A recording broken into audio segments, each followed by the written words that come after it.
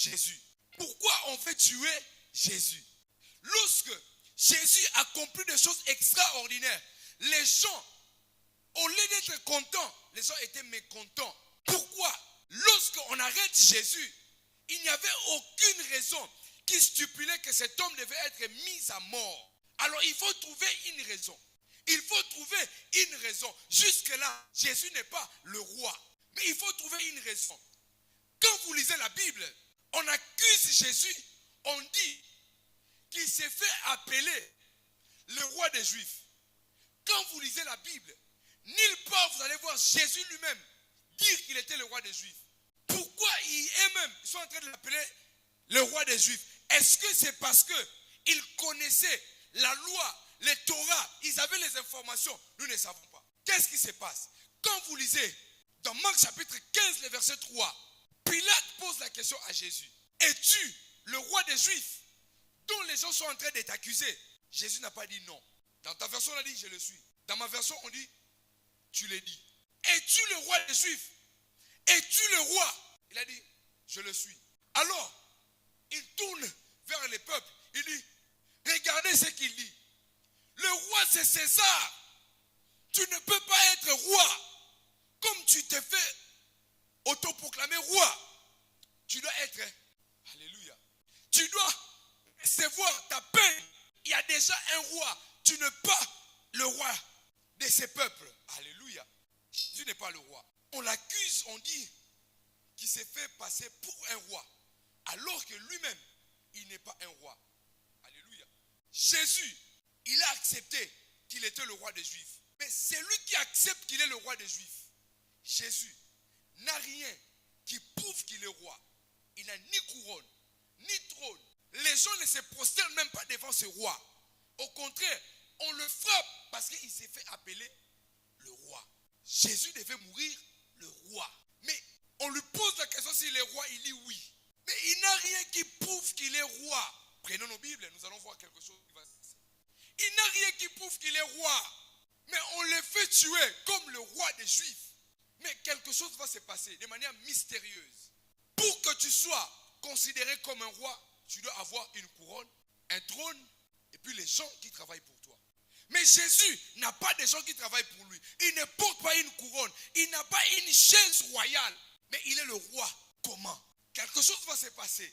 Dans le monde spirituel, il faut que Jésus soit condamné comme usurpateur. Il soit condamné comme un dictateur parce qu'il s'est fait appeler le roi. Mais cependant, celui-ci n'a aucun élément qui indique qu'il est le roi. Mais dans leur généalogie, la parole disait, le roi devait naître. Lui maintenant, il doit mourir, le roi qui est au-dessus de tout le roi. Jésus va aller mourir, mais il n'a aucun élément qui prouve qu'il est roi. Dans le domaine spirituel, on regarde, on dit, il va mourir comme un lambda de la société. Il n'a pas de preuves, des éléments qui attestent sa royauté. Ni couronne, ni des gens qui se prosternent.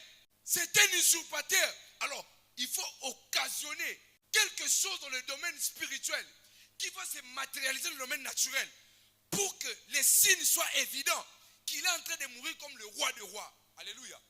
La première des choses, il devait avoir une couronne. La deuxième des choses, il devait avoir les gens qui travaillaient pour le roi. La Bible déclare, prenez nos Bibles, Marc chapitre 15, le verset 17. Que dit la Bible? Ils posèrent sur sa tête une couronne d'épines. Ah, nous avions dit, il n'a aucune couronne.